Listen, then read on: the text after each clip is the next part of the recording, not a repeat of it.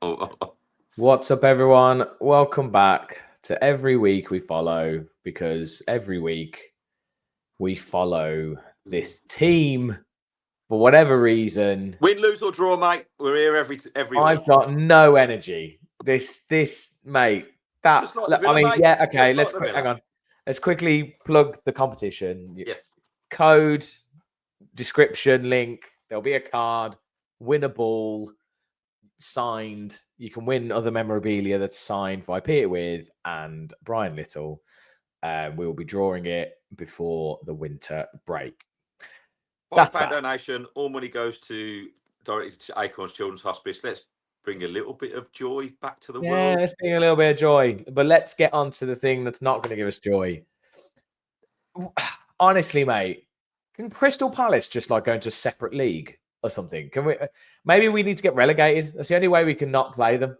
I'll tell you what, mate. Right, I'm going to be positive, right?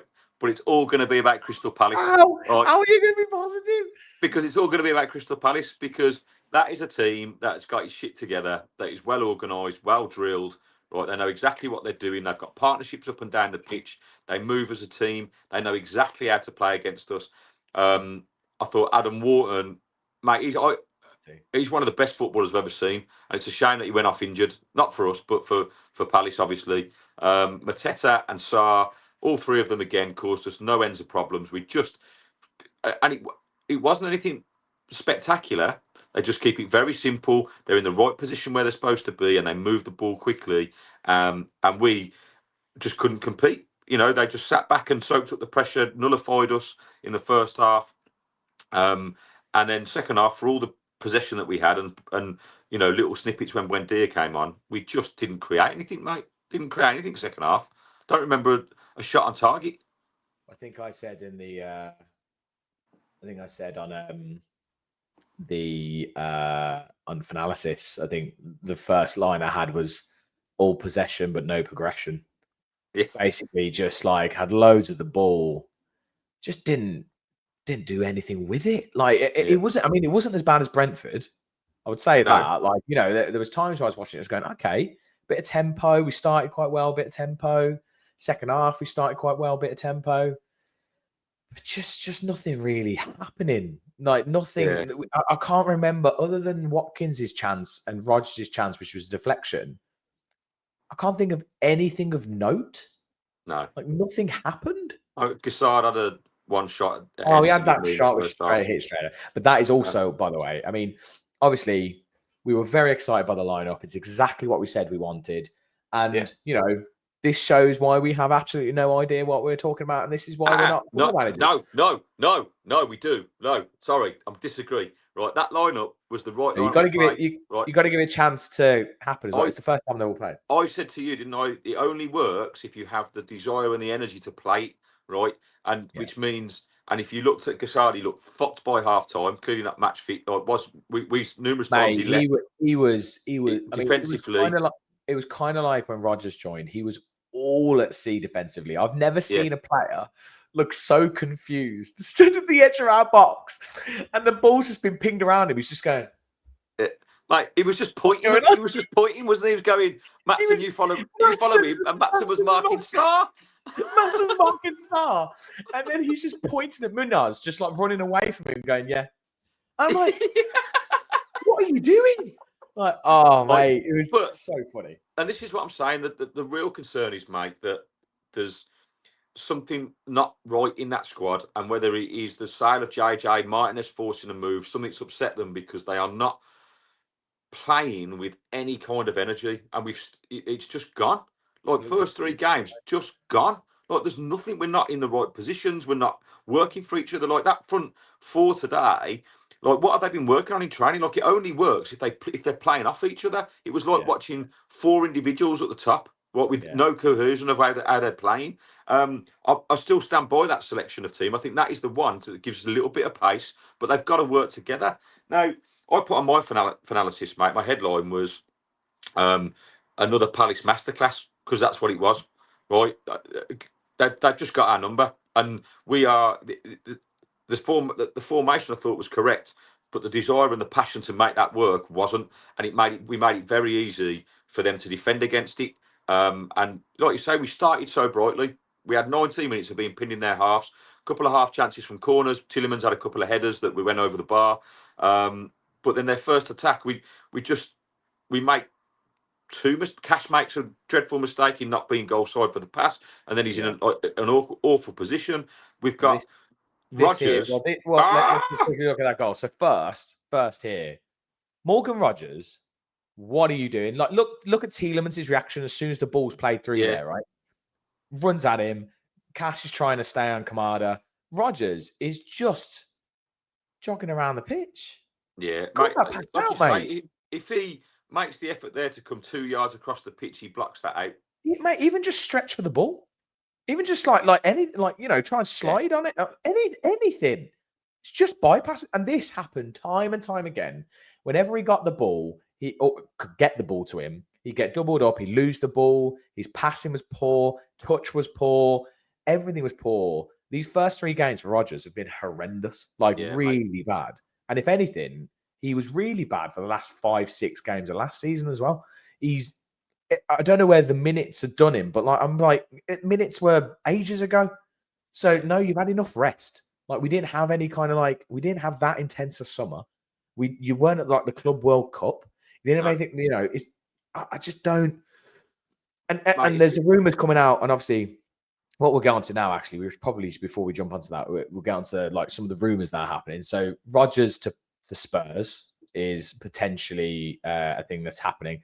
If I'm honest, at the moment, I'm if we can, I don't know who to get, but if we can get that done and do, I don't know, a bit of business somewhere else, I'm at the moment, I know he's massive potential. I know he's young and all this kind of stuff. I'm yeah, but we need it now, mate. Otherwise, this is all going to collapse. Emery will leave in 2-3 years, and all. It's ridiculous.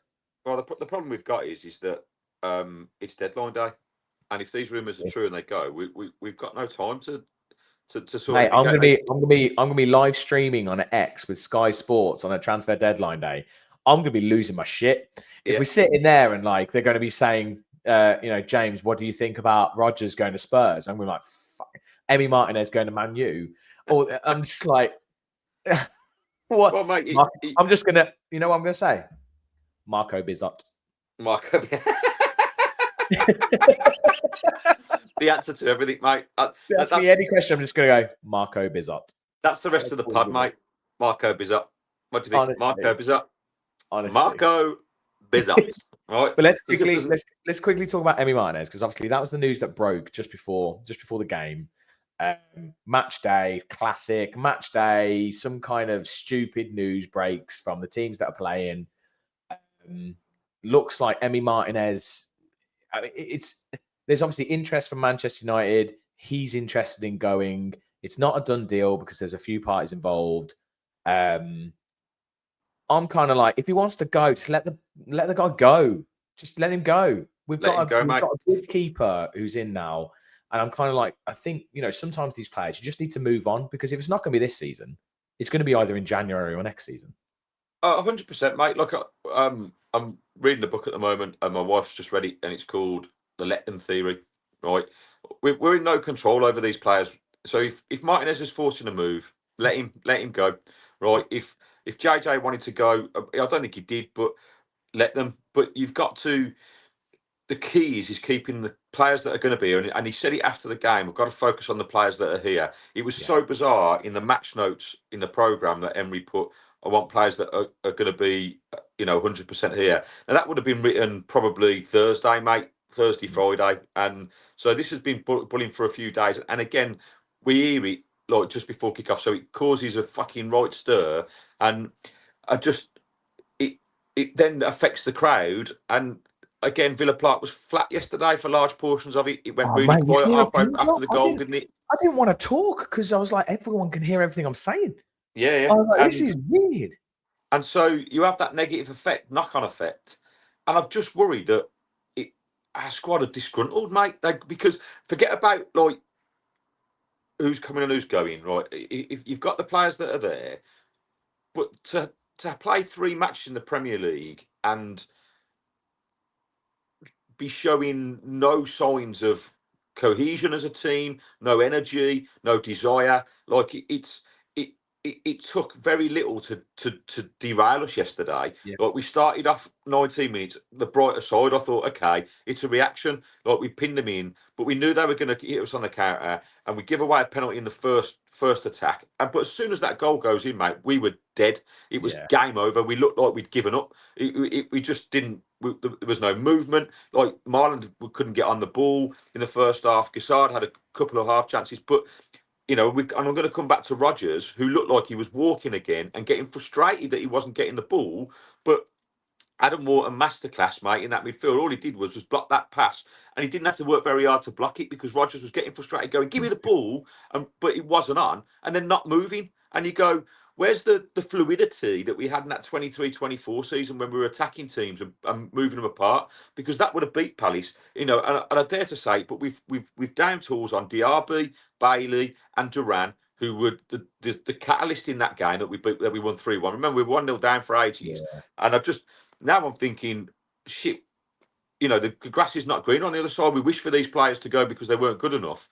But my word, what a fall from grace, mate! I genuinely don't think any of us wish for Diaby to go, and I do think that was a bit of a catalyst for all this to kind of start unraveling. If I'm honest, because I don't think we've looked like the same team since. No. He left, and it affected Bailey, which affected Cash, which and so it's kind of this domino effect. And the thing that I find weird is that, like, we were talking before about, obviously, Palace, very good side, and they've also got this core that have been there, decent amount of time, and they have chemistry between each other. They know how to play with each other. We keep talking about the fact that we haven't really signed anyone, and our teams all together. So where's our chemistry? Those 10 of those or 9 of those players have all played together for like the last 3 seasons. And that's my point, mate, with the sale of JJ. Like, it's for the first time in the social media era that I've ever seen that amount of players come out and be public about it, or they're discussed about it. And that says to me that there's stuff going on at the Villa that we don't know, right? Regardless of what you hear on other channels, like, we don't know, but it shows on the pitch. Now, obviously, I think even Emery alluded to his press conference afterwards. We have to get through today, right, and see where we're at, what players are going to be here, and if Emmy doesn't leave, then we've got to utilise him. No, it's not like a thing that he's come out publicly and saying he wants to leave, and it's not like an Isak or a Whistle situation. But if he goes, he's fucking dead to me, and I can't believe he's going to Man United. And I pray that they get relegated, and he ends up sitting on a bench, right, watching the World Cup and not being on there. Absolute rat if he goes, right? Just there you go. It is bad because the only thing quickly on Emi Martinez, I don't personally, I'm kind of like okay with him going in general, right? Yeah. I'm kind of like, yeah, cool. If you want to go, you go. We're struggling at the minute. You've been at Villa for 4 years or 3 years, whatever it is, and you've done bits for us. You've managed to get yourself to being, the world's number 1. You're in the Argentina squad. You've won the World Cup. You've won all these honors. Great. You want to go on to a big team? Go for it. Man U. What? It's inexcusable, mate. It's inexcusable. I'm You're fucking fuming. I've been trying to be cool for this podcast, mate, but fuck Martinez, right? If he goes to Man United, I'm fucking. Mark Bosnich all over again. But at least when Bosnich went, like, Man U were Man U. Yeah. Whereas now they're just like this mid to low table mediocrity in absolute spiral with some guy sitting there playing Guess Who on his little fucking chessboard. Like, what the hell? Greatest meme in football, that, mate. I can't. I'm struggling to get my head around it because of the hatred for Man U for what they did in the 90s but they took our players when they're at their height and we're winning everything. So you understood it. I don't understand this move apart from if it's just money and the fact that he's forcing it. It's a shame because supposedly he wants it and he really wants to go there and he's kind of trying to push it through potentially. Because if he doesn't go, what he's done is there will be a backlash from the fans because he's undone all the work that he's done over the last 3 years. You heard it yesterday. Everyone chanting "World's number 1, Marco Bizzo, the world's number 1." Everyone's behind Bizzo. Yeah, everyone's like, "Yeah, you're our man now, mate." Like, we don't want if Emmy don't want to be here, we don't want him. Yeah. It's And just, it's a shame that it has to end like that, right? Because of what he's done, and I guess we'll take the memories. Doesn't get But to like say I said, goodbye either or anything. It's just goes in the wind. my concern is, mate, whatever happens today in the transfer window, and if he goes, and if Rodgers was to surprisingly go to Spurs, I didn't think that would ever happen, but it could happen. What does Emery do to regalvanise his squad after the international break to get us back playing? Because if the players aren't committed to the cause, like, I don't know how you recover from it. These are big personalities that you're losing, and we said we could struggle. I don't know, mate. I start spiraling and go, shit, is that it now? Throw Bradley Burrows on and just see what he did more running than any. Like he ran his socks off when he came on. It's like I don't know, mate. I don't know. But anyway, it's worrying, mate. It worries me because we've got two very tough games coming up after the international break, away at Everton and away at Sunderland. And we could well be 5 games in with no points and no goals. And that is a real cause for concern because it's the psychology of it then, right? If the team aren't right and they're pissed off and they're not playing and not doing the things that we know they can do, but when you're feeling down and maybe, is it the fact that those players that are going to be there know we've hit the height of where we can go? We gambled in the Champions League, we weren't successful, and now we're depleted and we've got to go again. It means a whole rebuilding thing, and this season is a write-off. We've just, as it stands now, mate, after 3 games, we're fighting to stay in the league. Mate, long way to go though. There is a long way to go, and if I'm honest, I feel like this season is now. It's got to be a season of kind of just consolidation, just kind of do what we can. Try and do as well as we can in the Europa League. Maybe win it. I mean, at the moment, I'm seriously sitting there going, "How the hell are we going to do that?" Maybe we'll just be a completely different team in Europe. Who knows?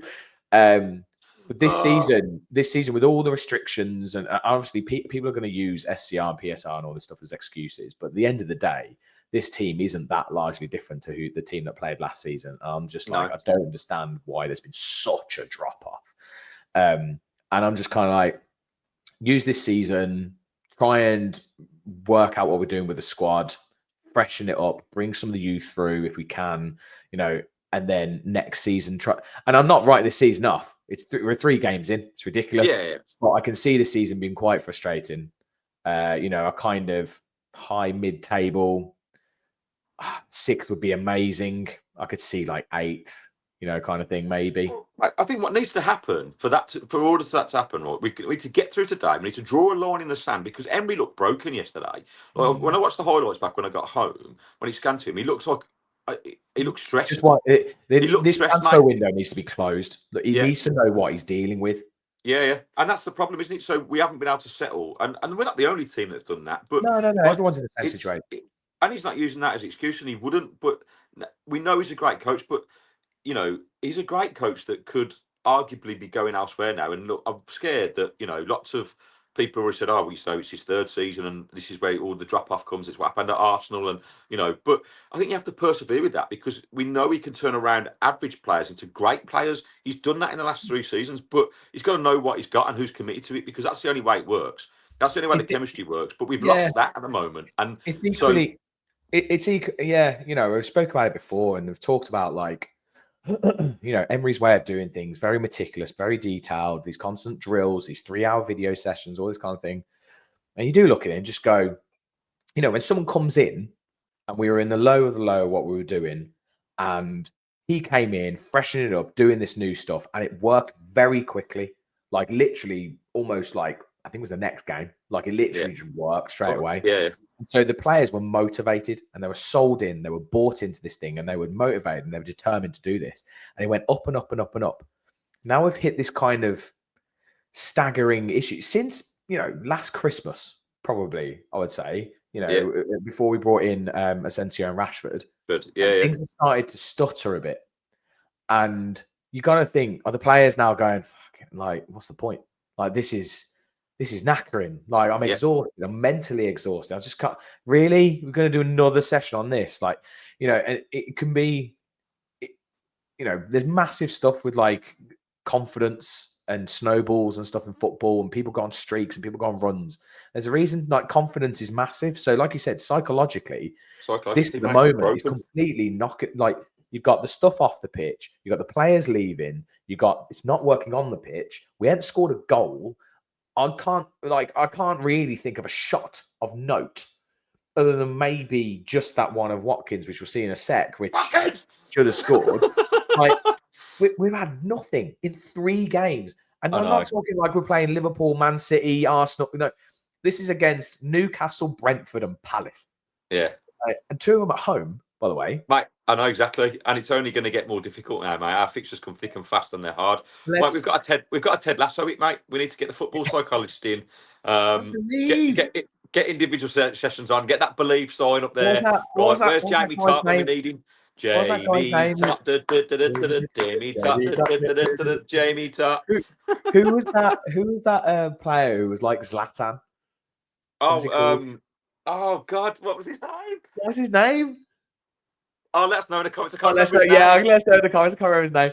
Anyway, right, quickly. So basically, we've done like 20 minutes there because that is a pod. So we're now going to do GIFs of the game. Yeah. This might get completely cut due to copyright infringements that usually tend to hit these things, but we try our best to like give you guys some kind of insight or some kind of things with moving images. We're not just showing the goals. Yeah. We're not just giving you a highlight reel. We're literally trying to break it down and give you examples of what we're talking about. Bloody YouTube and their fucking Sky guideline nonsense. Right. So obviously here we're talking about Rodgers. We've just gone over that, like absolutely ridiculous. If you look at the very end of this, so you can see Cash trying to run with Kamada here. But what he does, and I didn't quite get it in the GIF, is Cash, for whatever reason, you see him here, right? Right next to him. But you see him here, miles off him. Completely miles off him. And it's because, for whatever reason, he decides to step in. He decides to step towards the ball. Actually, when Kamada, he almost miscontrols the ball into his path, doesn't he? Because I think Cash probably... so if Cash had actually stayed with him... Yeah. But I think Cash tries to intercept the pass rather than staying with him. He does, but the ball's gone. Like, mate. It's poor defending. But like, if you look at, like you say, Rodgers needs to be 3 yards across. He blocks that pass out. He does. These are the things we didn't do that Palace did so well. But, in terms of playing through the lines, and that is the difference between the two teams. You've got a team that are well-drilled and organised that do those little things, and then 2 passes completely undo us, and we give away a penalty because we're not. And these are the fine lines in the Premier League, mate. It is. It's like these are things that are fixable, and when you're on your game, you do it. You don't allow those bits of space. Do you think Kamara would have made a difference yesterday? Not necessarily, mate. I don't think so. I don't think Tielemans and McGinn were that bad. I thought McGinn in the first half. I actually personally thought McGinn had a pretty. He put himself about again. We know that he lacks a bit of quality, McGinn, but his work rate again was great. Tielemans had numerous almost passes over the top. I think it was Tielemans' pass that put Watkins through. Tielemans worked hard as well. Maybe. Hold that thought. Breaking. No, not as. So Wissa is going to Newcastle. Yeah, well, yeah. Totally agreed. £55 million package. Apparently, there's rumours flying around. There's rumours flying around that Liverpool want Rodgers. Oh, for fuck's sake! Let's just let that stew while we continue on this, mate. But no, you're right. Fuck off, all of you, leave us alone. Here you go, mate. Here you go. 4 yards out. Mate, the angle from behind. Right, okay. I'm not going to be. To be fair to Watkins, it's not easy chance, right? It is difficult. It's annoyingly positioned for him. He's done really well actually to battle off the defenders. Right. It actually hit Henderson in the face. Right? It hits him in the face. So I mean, if he puts it either side of Henderson, it's probably a goal. We haven't got it there, but from behind the goal, with the highlights I saw when I got home. He's hit it with the outside of his foot straight, right? Which I get, but this is, and I'm not. I am hypercritical of Watkins, but I just don't think he knows how to pick a finish. From behind the goal. It's again because we're not. No one else is doing anything, and we're not performing at the other end of the pitch. So the pressure is on. There is massive. That makes it 1-1. That is a huge huge deal. Like in this game. Well, mate, it's the time of it. Like what I'm saying is, when he's through, his finish is such a straightforward finish. It's the one that everyone expects, right? So it's the only place he can put the ball. But actually, from behind the goal, if he just side foots that to the side of Henderson, right, he doesn't have to make a good connection with it, right? He connects with that too well. It's him in the face. Like he consistently doesn't think about the finish. Like it's like, mate, I get it. It's in a moment. It's over the top. It's bouncing. But great strikers and clinical strikers just slow it all down, don't they? Slow it all down, mate. And you know, if you side foot that, even if he side foots it towards him, Henderson's coming out big because it's all in one motion. He probably just taps it past him in a scuffed finish, right? But instead, he connects with it brilliantly and smashes it in his face, and it's the only place it can go. Now, my criticism when it comes back to it is that that was in the 42nd minute, I believe. Yeah. Right, just before half time. Right. Now, if we go into that game 1-1 at half time, goals change games. I'm not saying we would have won the game or anything like that. I mean, our first goal, it would have just lifted everyone. It lifts right. And you know, I'm just Watkins, fucking put it in the back of the net, you prick. Right. You get more annoyed here now at Consa because I mean, simple clearance. Simple clearance. Just get rid. Where are you giving that? You're giving that to John. He's under pressure. I'm all for playing out, mate, but there's time and you know. I mean, that's a wonderful finish from Guy, mate. Imagine Tyrone Mings trying to do that. Take a bow, but that is, you know. And again, before that goal, we were in control of the game, mate. We were pressing, and we were kind of. We didn't really create anything, but we were looking the more likely. And then you do that.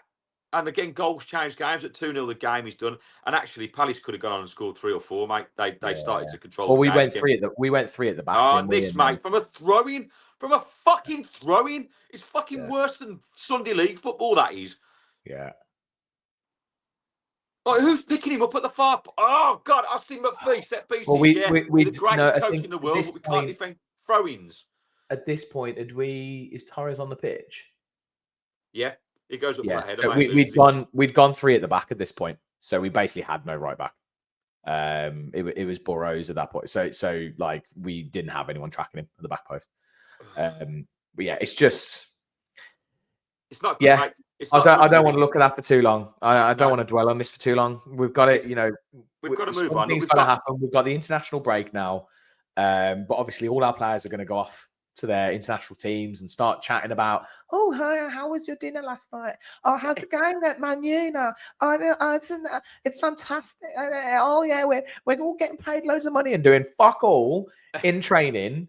Like, and, you know, Rodgers will probably go off and have a fucking amazing time with England and he'll do bits or something. Yeah. And they'll come back to us and he'll just stroll around and do fuck all. And then he'll probably be at Liverpool at that point. So don't worry about it. I'll be watching closely, mate. And I feel deflated today, I do. And not because I don't support this wonderful club, because I'll be there through thick and thin. I just feel deflated in the fact that this wasn't the start that I envisaged. And obviously something is fundamentally wrong. And I don't think that, you know, there is an element of like, you know, expectation has been raised, but we're not deluded. We're not sitting here going, we expect to win every single game, but we definitely expect better than what we're getting right now. And, and at the moment, it is really concerning. It's just, like I said, there's literally been like nothing from from 270 minutes of football. If we'd have lost all 3 games, but put in a shift and a performance, and you go, actually, we see what's happening here, right? We see what we're trying to do. Yeah, we see what our identity. We see what, exactly. I.e., like Newcastle. Right, Newcastle have only got 2 points, but my word, they look great. Right, it's the exact situation for them. They've sorted that out now. Right, he'll go to Liverpool. They've got their German centre forward. You watch them be a force to be reckoned with because they're trying to do the right things. Like, you know, we've just seemed to have lost our identity. I'm really concerned that some of the players have down tools because for whatever reason, and then we've got to try and galvanise them over the international break with the players that he's got there. The ones that go off, like you say, he won't have. So I worry about it coming back to the Everton game because those players that do go away aren't going to be with the team, and we're not. So you don't have time to work with them and you know, iron the things out. Now, once today's over, that's when the hard work starts. But I would expect it to get a little bit worse before it gets better. Yeah, I agree. You know, one more question before we go because I've got like 2 minutes. if we lose against Everton and we lose against Sunderland, which is just like imagine, at what point do you think real questions start getting asked? I'm not sitting here going like Emery out. Like I'm literally like Emery is unbelievable. The guy he's like this close to having a statue made of him outside the stadium. But like, I'm not Emery out, at mate. what point does it start to go? Okay, what the hell? I think it depends on the manner of the defeat, mate. I do. If there's no, we know Emery's a great coach, so he's got to work some magic now over the next 2 weeks to get a performance out of the team where we go there and we give it a shot, right? And we don't make these silly mistakes. We've got to get the players going again. Maybe that's a sit down before they go off to international duty today, while the transfer window is happening, and go, look, this is happening. The players are gone. We've got to come together now, right? Go on, when you get them back from international duty, go on a fucking team building thing to wherever you need to do to get the team focused and playing for each other again. Because I still believe that even with the core of that squad that stayed, that we've got a good enough side to do some stuff, but we've got to do the basics well, mate. And we haven't done that in the first 3 games at all.